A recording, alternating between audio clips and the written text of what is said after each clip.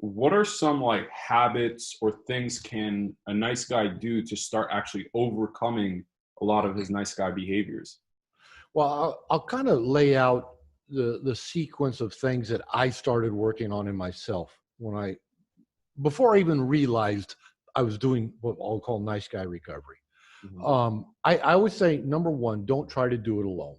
You didn't become a nice guy in social isolation. You became a nice guy in the context of relationship.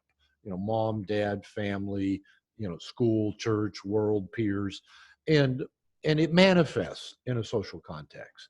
So most nice guys, because we're trying to hide all those things about us that we feel vulnerable about, and don't want people to know, and even like we've been hiding from ourselves a lot of times. Mhm. Um, we really need to go find a safe place. Go find safe people, a coach, a therapist, minister, rabbi, men's group, 12-step group, Mankind Project, Landmark. Go find something, some place where you can start just opening up and being you. Because the real issue with nice guy syndrome is the recovery from nice guy syndrome isn't about becoming a better person or a different person. It's really about becoming more us. It's about accepting us, loving us, embracing us, and then being us, all of us in the world. Because as long as we're trying to be something different to get approval or hide things about us, there's not a real me there. There's not a real you there. And people can't be attracted to that or drawn to that. And we can't be honest, and we can't get our needs met, and we can't be interesting if we're hiding things or trying to be chameleon like. So I say, number one, go find a safe place and start just revealing you. I started going to a 12-step program, is how I began. And just started revealing everything about me I'd never shared with anybody before. And it felt liberating. I mean, this program like met at 6 o'clock in the morning, one day a week, about an hour from my house. And I looked forward to going to that program because for the first time in my life, after growing up, in this dysfunctional family, religion, hiding everything, trying to be good, never, don't want to be bad because you're going to go to hell for eternity kind of thing. And I just started sharing. Now, at about that same time, I started working with a therapist, worked with her for a while, then later joined a men's group and was in it for several years. And as I said, even to this day, I've got a coach and a men's group that I'm in. Just 2 weeks ago, we got back from 6 days in the Mojave Desert, where 60 of us were just, hunkered down, you know, celebrating being men and taking each other deeper. And I came back from that, for example, with the commitment to be more open-hearted and receptive with my wife. And like for the last 2 weeks, it's like she'd been on cloud nine. And I came home and said, "Hey, I realize I don't let you give me all the love you want to give me. That's on me. Every day I'm going to work at opening my heart even more to all the love you want to give me." And like, this woman's just been as happy as she could be and just pouring her love out over me. So again, I keep learning, but this is in the context of other people. So go find safe people, coach, therapist, group, whatever. Another piece early on that I really started working on in my own recovery process was learning to be honest. As I said, I went to these 12-step groups and then therapy and then a men's group. And I just started telling all the stuff that, I'd never told anybody. And now that I can say, 25 years later, there isn't anything about me. I got no secrets. There's nothing about me that at least somebody on this planet doesn't know about. And that's true for my wife.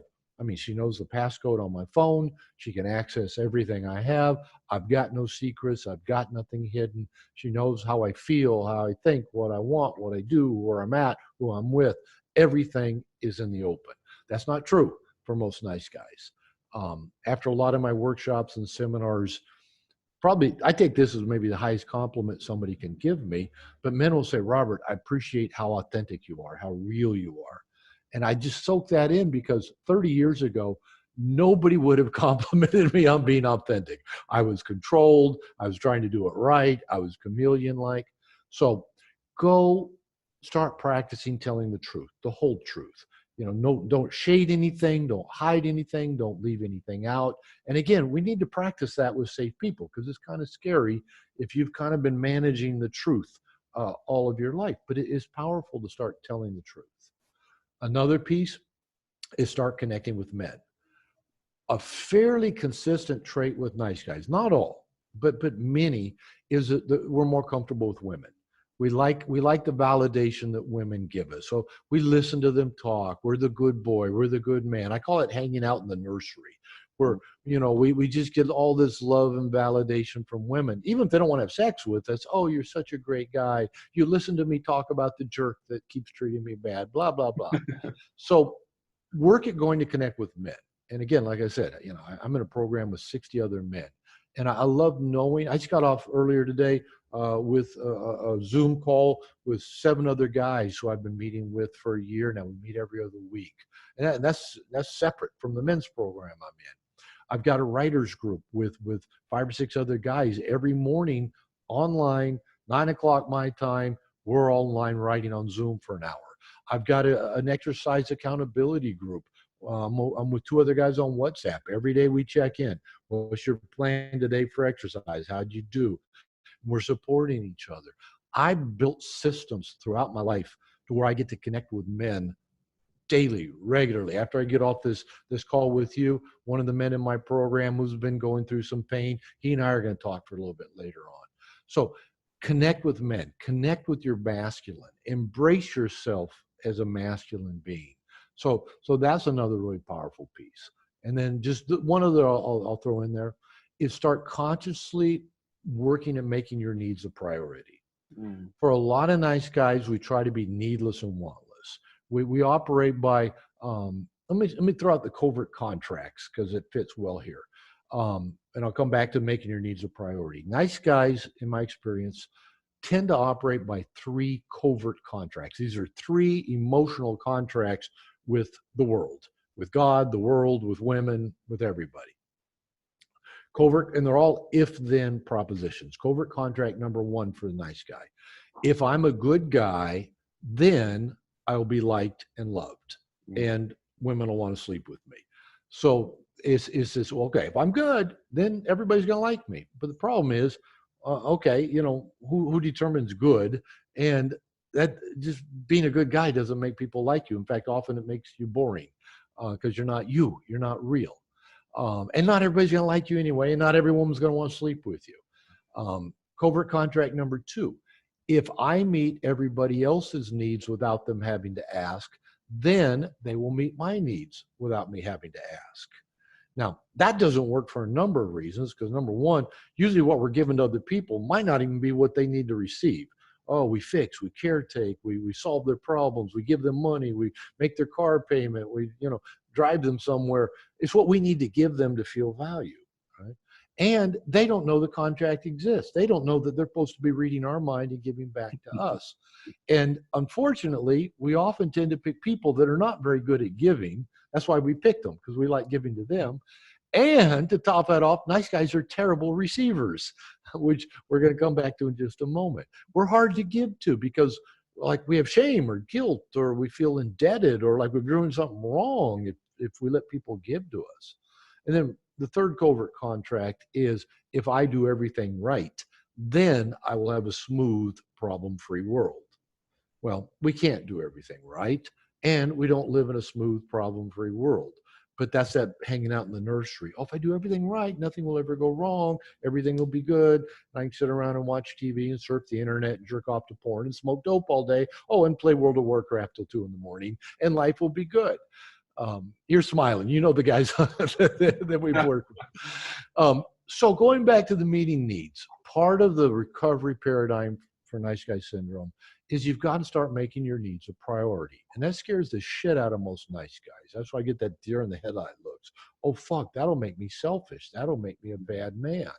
And as I've said to guys for a long time now, when I look up the word selfish in the dictionary, I want to see your picture. Not you're the selfish, narcissistic asshole that everybody's supposed to do what you want, but part of being a mature, responsible adult is that you take full accountability for getting your needs met. It's your job. It was mom and dad's job when you were a kid, but probably their job's done now. So it's your job to take responsibility for getting your needs met. And it's your job to fill your life with what I call cooperative reciprocal systems to help you get your needs met. This is friends. This is church. This is your personal trainer. This is your dentist. This is your accountant. This is your chiropractor. This is, your men's group. This is your poker group. This is, you got to fill your life with those things, and you got to let them give. Just like, I came home, like I said, told my wife, I'm going to open my heart even further and let you give even more. Now, that's kind of a contrary thing for a nice guy. We think, well, I need to give more, so she'll love me more. And when, she just lit up when I said, I'm going to let you give more to me. I'm going to say yes to you more, because that's how she shows love is by giving and doing for me. So that, and every woman in my life I've ever been with has always told me, you're difficult to give to. So, I think maybe it's true after enough people tell me that. So I work at letting people give to me. I work at giving to myself, because that's a mature thing to do. Wow, that's super powerful. And as you said these things, it just started. The reason why I was smiling was because it was connecting not only on a personal level, but a lot of guys that I work with. The other day I was talking to one of my clients. He's like, yo, I went up to this girl. I told her, like, hey, I'm searching for Starbucks, and then like tried to get into a conversation with her. And I'm like, were you really searching for Starbucks? And he's like, no, I was just using that as an excuse. Yeah. And one of the things I told him was that you shouldn't have an excuse. You should just tell them exactly what you want. Make your desires known rather than hiding it. And even with, I was explaining with my girlfriend, one of the things that I used to personally do was almost like try to fix things instead of just being there and listening to her problems. And then I would expect her to reward me with sex, but I wouldn't say it. And what would happen with her is she wouldn't know what I want. She would keep saying, what's wrong, what's wrong? And I was like, well, you should know what's wrong. And I'm thinking that. You should know I listen to you talk so you'd have sex with me. There's only one reason why I would do that. You should know. So then she would get pissed because she's like, she thinks there's this distance and I'm not listening to her.